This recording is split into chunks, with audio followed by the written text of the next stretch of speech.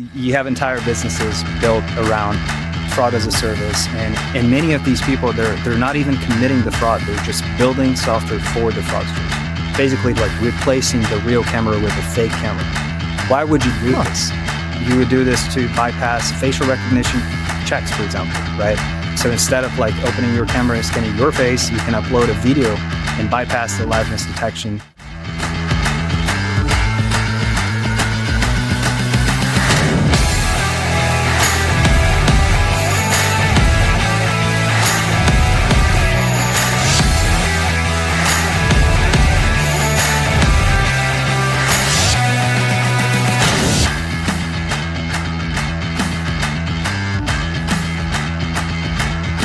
Hey everybody, welcome to another episode of Fraud Boxer. I got a special treat for you all today. I got the CEO and co-founder himself, Andre Ferraz from Incognia here. And today, we're talking about fraud as a service.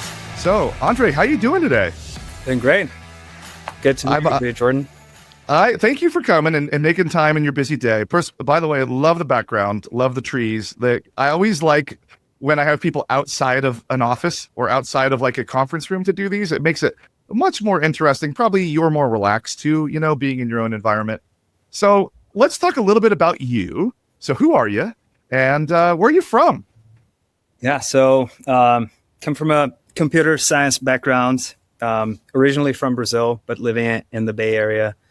And yeah, for the past 15 years, I've been working particularly with location technologies, device recognition technologies, and more recently applying that into the fraud prevention industry. So you you were actually doing this work and created a product that does this because you had to doing this work, right? Like this kind of came out of what you were doing for your day job. Am I mistaken on that, or? Yeah, initially it was more of a research project. So I was still like university and was working in like projects related to Internet of Things and things like that. Oh. And one of the big challenges we face and what we were trying to tackle was around authenticating users seamlessly to the like surrounding devices. So the only way we could do this would be by recognizing their location very precisely, like way more precisely than with GPS, for example.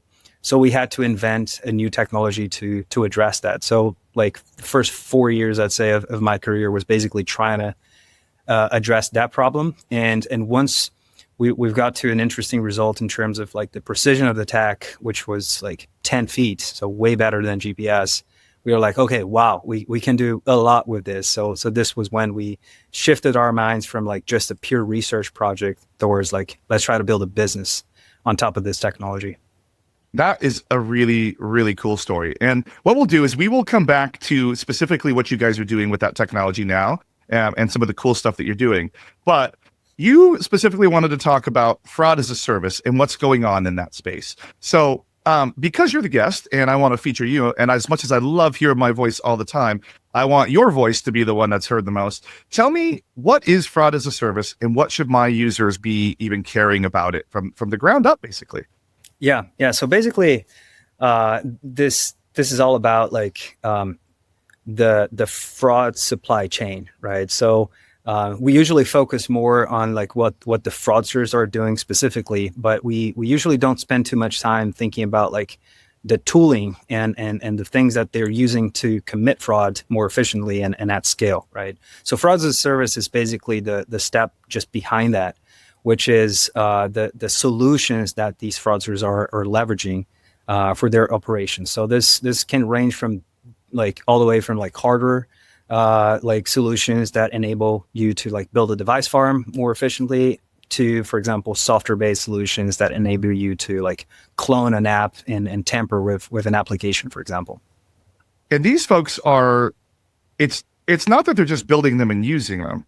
It's that they're building them and selling them, right? Like it's actually like, just like how I buy software, like I would buy software from you guys, they're doing their own little back-end version and enabling all these people all over the planet to do it. Because we talk about AI, and I'm sure we will touch on AI at some point in there, because it's you can't not do that these days. But this is something that's like basically a whole business, like an actual business with like revenue models and everything, right? Exactly. Yeah. Yeah, it's interesting. Like you have subscription-based business models. You have like people selling hardware, selling software. Some of them are requesting like a donation. So Yeah. yeah, you have entire businesses built around fraud as a service, and many of these people they're not even committing the fraud. They're just building software for the fraudsters. Oh, like really, like full blown, like they have their own software development teams. And they're Yeah, just releasing new updates. Like here's a new feature requests, those sorts of things. yeah. And the like who is buying these? Like, let's kind of go over like the like who is buying these? Is it Telegram kids? Is it more sophisticated people? Is it scammers? Like, do you have an idea of who's actually buying these pieces of software? Yeah, all of the above. What's interesting is that like these tools, they're like some of them they're being sold on the public app stores, for example. Like it's authorized by Apple, by Google, etc. Because many of these tools are just like advertised as a tool for developers. So, for example, let's go to like an old example that's like we saw boom years ago with Pokemon Go, right? Like Oh yeah. Pokemon Go basically popularized like one of these tools, which are the fake GPS tools. So essentially what happened was people wanted to be able to like find the Pokemon Go's that were like exclusive to some specific areas, let's say like Central Park in New York. But this user was in a different country, right? How would they be able to access those Pokemons? They would basically spoof the GPS. But why, like, was it allowed for like a fake GPS app to be released on the App Store?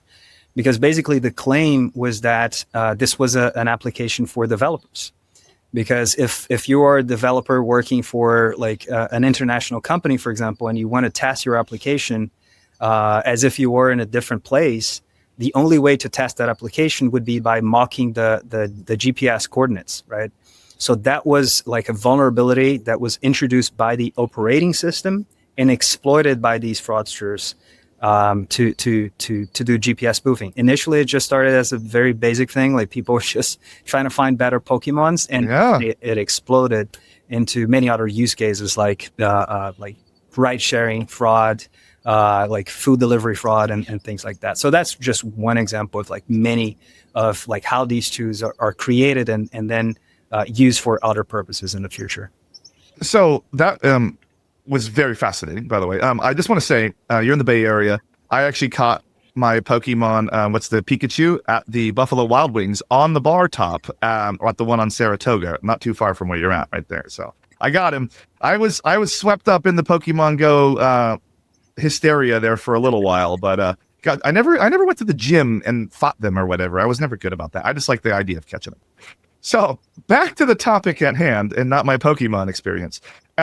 Let's talk about some of the specific things that they're doing outside of the GPS. So can we start with something that you guys have here on the notes called app cloners, and tell us a little bit about that? Because you're talking about these apps that are meant for developers. I feel like it's a nice segue into what does these app cloner things do?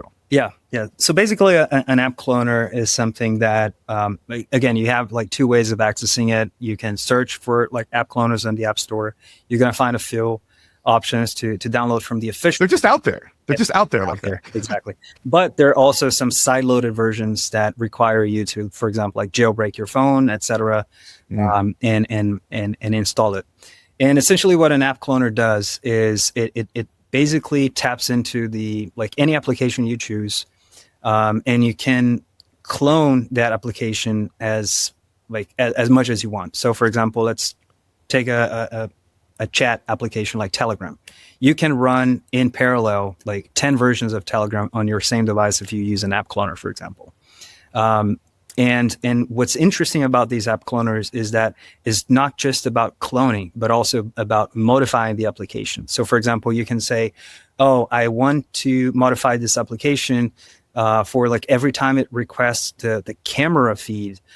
Instead of opening the real camera from the device, I actually can upload whatever I want." So it's basically like replacing the real camera with a fake camera. Why would you do this? You would do this to bypass facial recognition checks, for example, right? So instead of like opening your camera and scanning your face, you can upload a video and bypass the liveness detection checks, right? So the app cloner it not only clones the app to enable you to run multiple instances of the same application of the same device, but you're also able to modify it in different ways. Like you can change the device ID, you can change the like Wi-Fi configurations, you can change a lot of stuff. So basically, why would a fraudster want to use this? Well, they can run as many instances of the same application as they want, which means that they can control multiple accounts at the same time, right? So, just curious because it's a big thing that I see happening down here. Is this how people do like the multi-apping on some of like the delivery apps and the rideshare apps, where they're running like 3 or 4 of them at a time? So they're picking up all these different deliveries all at once, and then that's why my food takes 45 minutes to get to me instead of 15. Yes. Is it? Yes, that's Okay. the reason behind this for sure.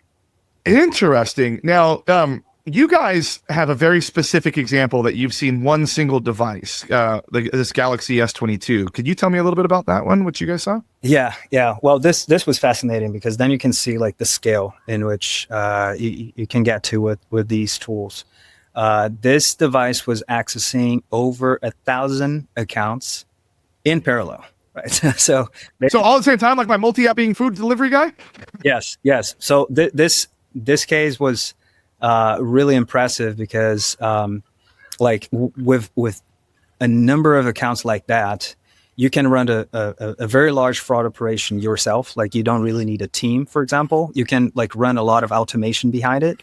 And one of the things that we see associated with this kind of behavior is, for example, creating multiple accounts. Each of these accounts gets like a first time coupon, for example. So very aware of that. Yeah. These coupons is $10. You just made $10,000 in a day, right? So that's one example. But we see this with like money laundering rings and things like that. What about, okay, so that's super crazy because, since I've been in the fraud space for a long time, welcome bonuses are like how we do customer acquisition all day long.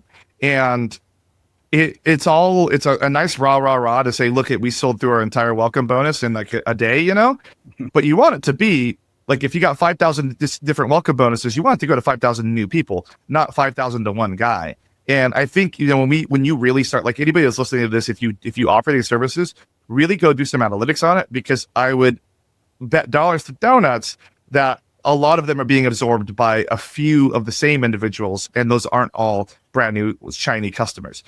Especially if it's really easy to get that welcome bonus. So some of the things that like we do just from an e-commerce on the merchant side is like requiring a shipment, not a canceled order, not just giving it unless you order something. You got to like the first one isn't free. You got to buy something, and the second one you get a discount on. That sort of thing. That one has been helpful with mitigating some of that, but there's also tools, which we will get into, like you guys, that can help us mitigate those sorts of things without having to put those barriers that might turn off a new customer. So outside of having like one physical device that does 10,000 different instances, what about device farms? Can you tell me a little bit about those? Yeah, sure. Well, so that's a very similar concept to app cloners, but instead of like cloning an application on the same device, you're running multiple devices at the same time, right? And you can buy like there are some like device farm kits that are being sold that you can buy for like a couple $100. And with that, you basically have this setup in which you plug a bunch of like iPhones or any other type of device. You plug those in, and you don't even need to like jailbreak these devices. For example, like there are some tools that allow you to automate anything you want without jailbreaking these devices. Like these tools are usually like $30, something like that. And basically you can run scripts to do whatever you want. So for example, download this app, create an account, do this and that, place an order, and like wipe the device automatically, right? Fresh, so in 30 seconds, you can like reset a device back to factory settings, which means that it's going to be recognized as a fresh, like new device. And then you can do it like over and over and over, right? So you can imagine doing this with like 50 devices, resetting each of these devices every 30 seconds, like within just like a minute, you have created 100 accounts on any platform. if you combine this with app cloners, let's say each of these devices are running Oh, like geez. I didn't even think about that. Yeah, right? stacking it. So you can stack it up, and then on top of all that, you can even run like emulators, right? So you may have like three stacks, three layers on your stack to scale up your operation. So when we get to that level, then we're no longer talking about like a single person with access to 1,000 devices. We may be talking about a single person with access to 100,000. Yeah. Accounts, right. So it can scale up very quickly. I think that's where like a lot of people, they think, they have a person signing up for these things, getting the welcome bonus, then going and doing it all over again. They'll do it 10, 20 times, I think people need to understand, like, with the technology it is where it is these days. The scale is thousands to start with. Yeah. Not like tens to start with. It's thousands to start with, and then goes astronomically higher from there. And then for everybody about the Device Farm little box, you guys have a wonderful photo that you guys have. I put that up earlier while you were talking about it. I'm putting it up again. It's a really cool photo. So people that are watching this, you will get the nice visual of that. Really, really cool thing. Those were originally created because I remember seeing those in QA departments at companies that I worked at that were doing like similar things, probably not that exact same one, but that had like all the devices. Usually they're like flat and then boop, and then we're running scripts on there to test our app and click on every little thing, all that fun stuff on that. Exactly.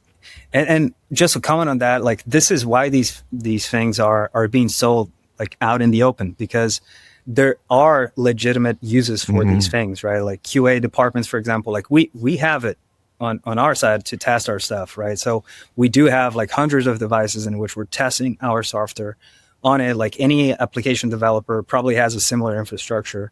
So it's hard to distinguish like, okay, is this user just doing it to commit fraud, or are they a software developer that has a real purpose for buying this? Especially like with you guys, I could imagine, because you guys are doing it to like kind of commit internal fraud to find out where the vulnerabilities are at the end of the day. It's a legitimate reason to actually be doing fraud related items, Yeah.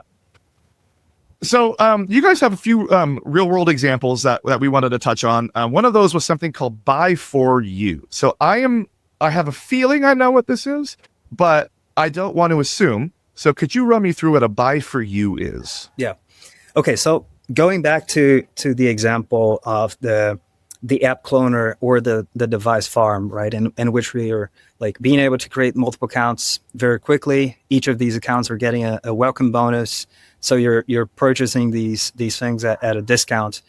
Basically, the Buy For You thing is, okay, what do you do with these things that you're buying at a discount? You can resell it, right? At a lower price and keep some margin. So that's essentially it, right? So people are creating like fake like merchants on like different marketplaces, or even like their own website, and they're basically advertising things like, oh, you can like order like food delivery at a 10% discount compared to any other place you would find it, right? And there's a pretty compelling offer for end users, which may not know what they're getting into.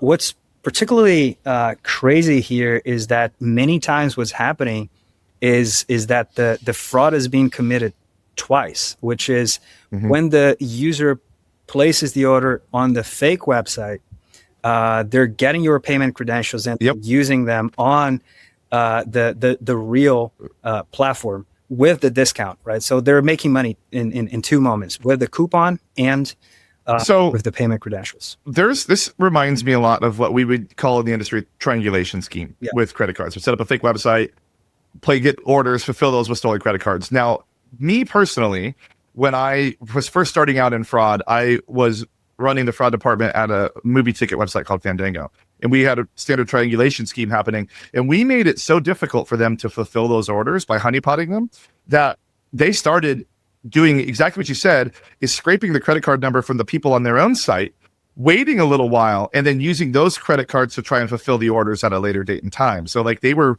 literally like, they would get the money from the customer, and then eventually they would use their card to double dip and commit the fraud with at a later date. I'm talking like 60 days out, but they would do it. And those guys were relentless and would not go away.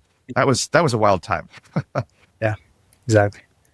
So real quick, there's one more, and before we get to how you guys can help save the day on all this, put your capes on and come save the day for us all. But let's talk about fraud as a service marketplaces, if we could. So what's going on there? Yeah, essentially, you have like the marketplaces of people selling these tools, right? Like software, hardware, etc. And there are multiple versions out there. Again, like these are in the open web. Like you don't really need to like go in the deep web to find these things. But Wow. essentially, like you have multiple offers of people selling like app cloners, people selling like tampering tools that you can use to manipulate applications. You have some like privacy tools that were repurposed for fraud purposes. So you can like install an extension to your browser that's going to enable you to commit fraud more efficiently and not be caught. So basically, are these marketplaces in which you're buying these software solutions to commit fraud at scale. What's interesting is that in these marketplaces, you also have like forums in which you can like speak directly to the developer, ask for Customer service? customer service. Yeah. And even like on YouTube, you have like manuals on like how to use these tools and people requesting additional. I've seen those on the refund side where people are trying to like how to scam refunds. Exactly. Actually, there's a refund guide for my day job website out there, but it doesn't work, people. So don't buy it. Yeah. Yeah, exactly.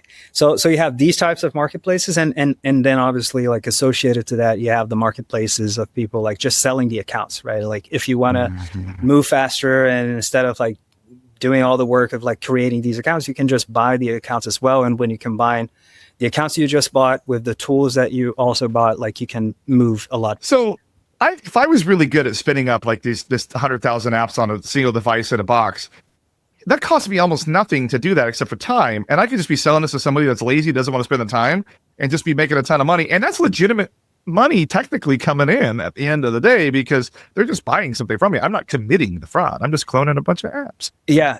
And what's interesting is that like this is like de-risking the operation for them, right? So like they're not committing the whole fraud. Like someone at the very end who's like, they're an accomplice still. Exactly. An accomplice, everybody. Exactly. So basically, by doing this, you're diluting the risk and making it harder also for like an investigator to understand like who's responsible for this. Well, maybe you have like 10 people in the supply chain to go after, and then it becomes a much more complex investigation and enforcement operation.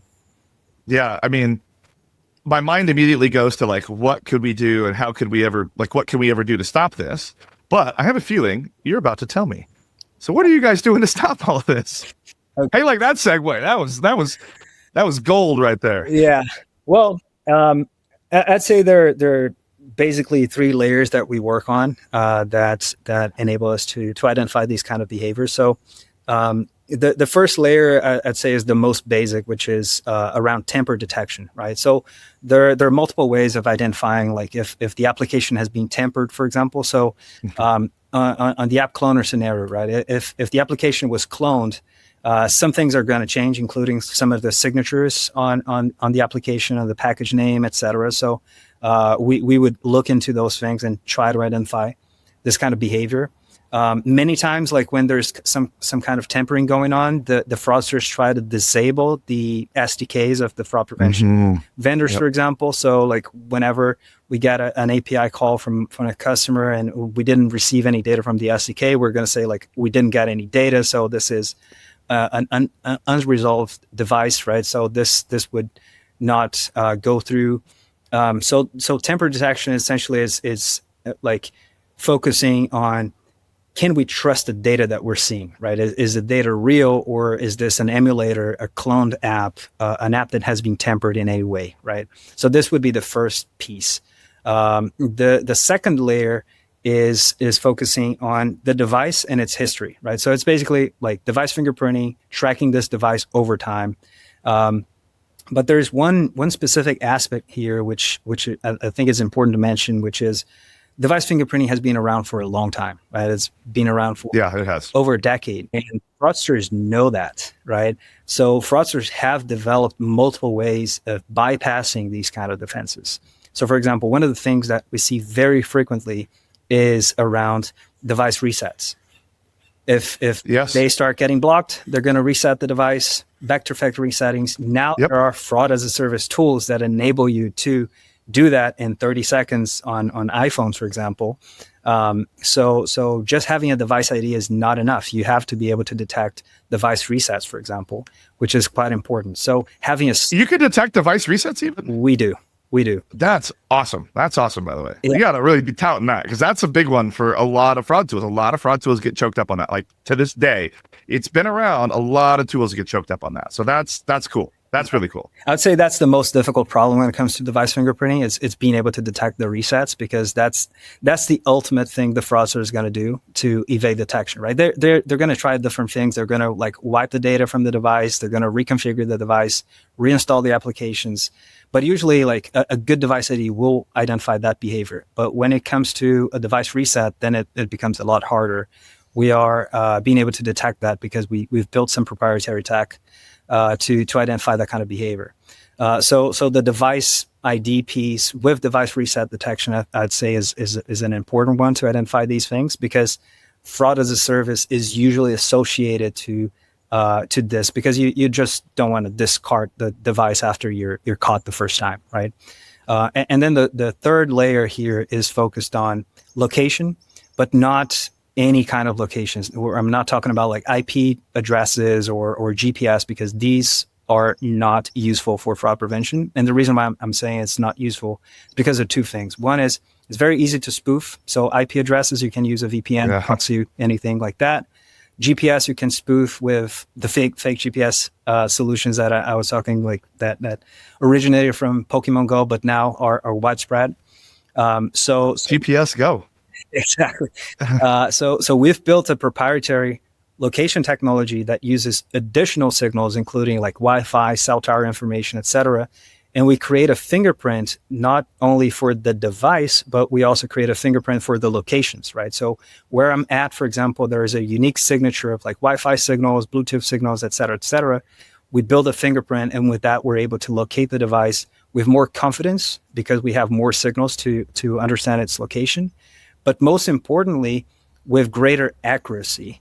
And because of this greater accuracy, we're able to do a few things that are very difficult to do. The first is identify the connections between devices. So if you have a device farm, for example, we would be able to understand, look, okay, there are 100 devices within the same apartment.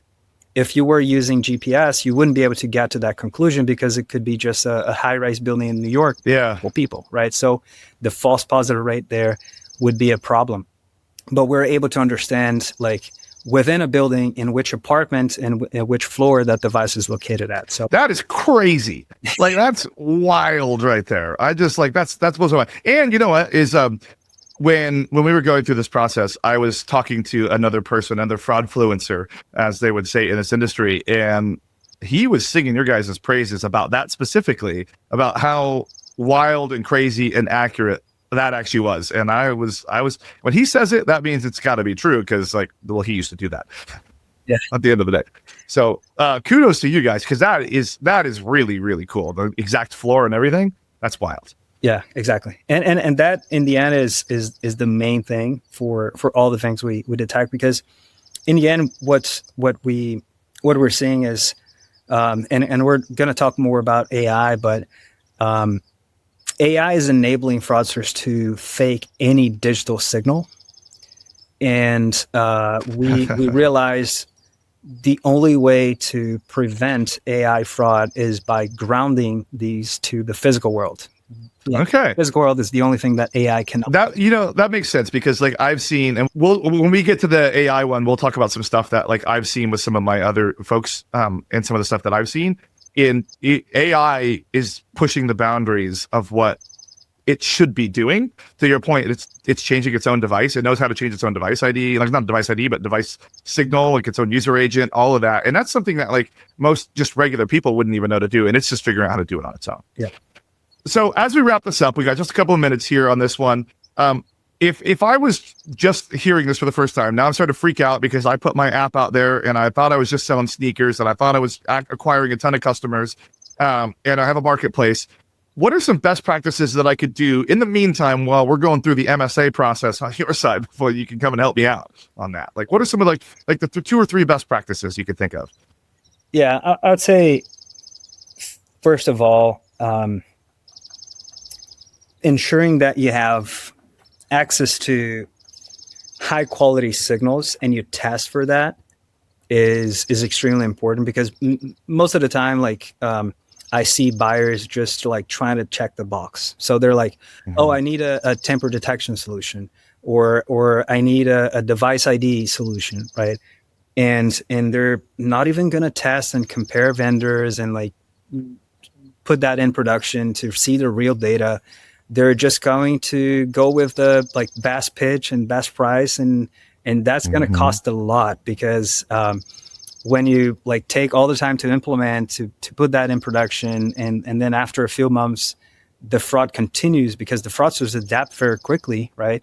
You're going to have to replace and go back to step one. So first and most important recommendation here is like test stuff before you implement in production as much as you can. I like that one on there. And then what else? What anything about like monitoring or finding out like what if my info's out there, like my company's being attacked or targeted or anything like that? That's difficult. I mean, there are multiple forums in which you can try to find the information, but many times, like these fraudsters, they're communicating on private channels on like Telegram, for example, or other like chat applications. So you need to infiltrate, and to get there, you need to find it first. So it's not that easy. I would say I would try to monitor like the business metrics in greater detail. So for example, instead of just analyzing like how many new customers you got last month, try to understand if these new customers sticked around for like 60 days or more, because if they're not sticking around, this is probably just a bunch of fake accounts that were exploiting the welcome bonus, for example. Like going deeper into analyzing like customer retention, like chargebacks in more detail, because it takes longer to mature, right?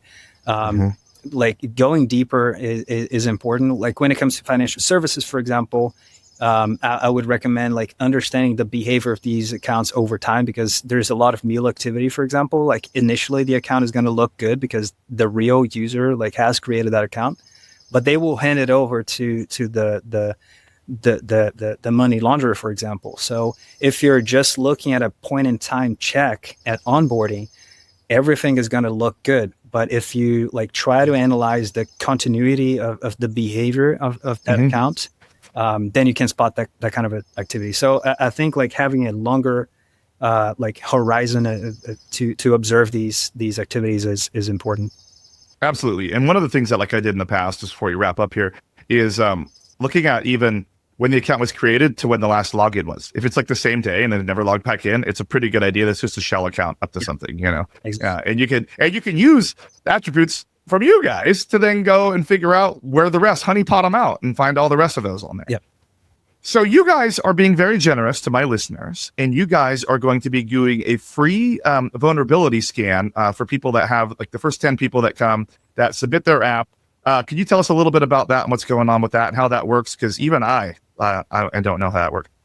Basically, like scan your application for any of those vulnerabilities. So we're going to analyze those 3 layers, right? So first, is there any like tampering vulnerability? Like, is it possible to clone your application, for example? Is it possible to like use a fake camera? How easy is it to like reset a device ID, for example? So we're going to do this kind of analysis. The second is we're going to analyze the stickiness of your device ID. Like, okay, if I just reinstall your application, does it generate a new device ID, or do I need to reset the device? If I do that, we'll generate a new device ID, right? So analyzing like how like sticky is that device ID to understand if it's like really working or not. And then finally, the location analysis around like, okay, are there device farms in your network, like fraud rings that are attacking you at scale? So we're going to look at all these 3 layers and try to understand like how vulnerable is your application right now. That is a pretty robust thing to actually do for free. So I appreciate you guys doing that. So everybody, there was a QR code on the screen when he was explaining that. I'll put another QR code on the screen right now and at the end of this. Otherwise, you can go to incognia.com/fraudboxer to get that. Again, it is incognia.com/fraudboxer. Do your little fill out the form, send in the information. Someone will reach out to you and begin that process. Super excited that you guys are doing that, and thank you for doing that too. Well, Andre, thank you so much for coming on the show. Everybody, please visit them at incognia.com, or if you want to do the full-blown test, which I highly recommend. Again, I know I just said it 2 seconds ago, but incognia.com/fraudboxer. Thank you so much for your time. I think I'm going to have you back in like a week, and we're going to talk about AI. Should we do that?